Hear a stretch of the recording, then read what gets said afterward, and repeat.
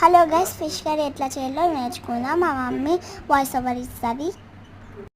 Hi అండి, fish curry ఎలా చేయాలో చూద్దాం.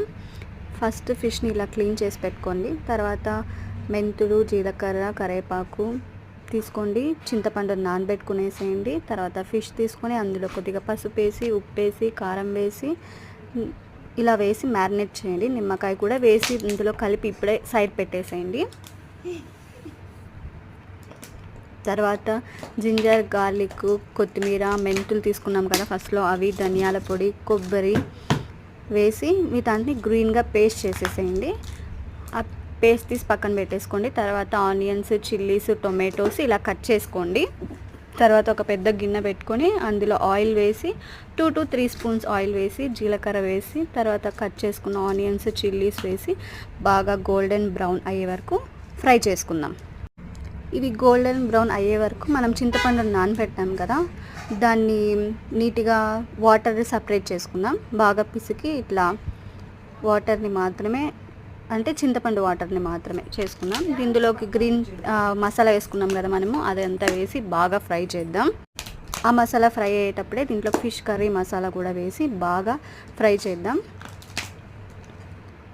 ఇది ఇలా కలుపుతూ కింద మాడకుండా ఫ్రై అవుతుంటుంది. అందులోకే మనము చింతపండు వాటర్ వేసేయండి. చింతపండు వేయకుండా దాన్ని వాటర్ మాత్రమే వేయాలి.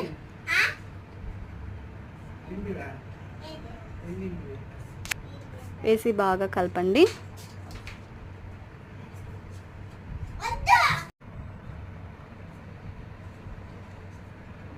కింద మాడకుండా కలుపుతూ ఉండండి.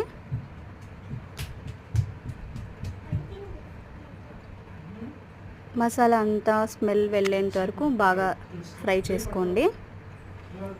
మ్యారినేట్ చేసుకున్న ఫిష్ వెయిట్ చేస్తుంది కర్రీలోకి వెళ్ళడానికి.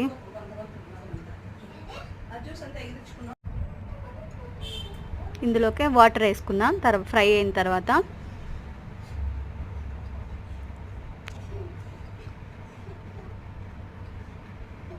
క్వాంటిటీకి తగ్గట్టు వాటర్ వేసుకుందాం. ఫిష్ మేము 2.5 kg తీసుకున్నాం. సాల్ట్ ఇప్పుడు చూసి అడ్జస్ట్ చేసుకోండి. ఈ టైంలోనే సాల్ట్, చిల్లీ పౌడర్ కూడా చూసి సెట్ చేసుకోండి. కొద్దిగా చక్కెర కూడా వేసాము. వాటర్ ఇలా బాయిల్ అవుతుండగా ఫిష్ని ఈ టైంలో వేయచ్చు. ఒక్కొక్కటి మాత్రమే వేయండి, మొత్తం ఒకేసారి అంతా వేయకండి. లాస్ట్లో కొత్తిమీర వేసి స్టవ్ ఆఫ్ చేసి వేడి వేడి వైట్ రైస్లోకి సర్వ్ చేసుకోండి. సూపర్గా ఉంటుంది.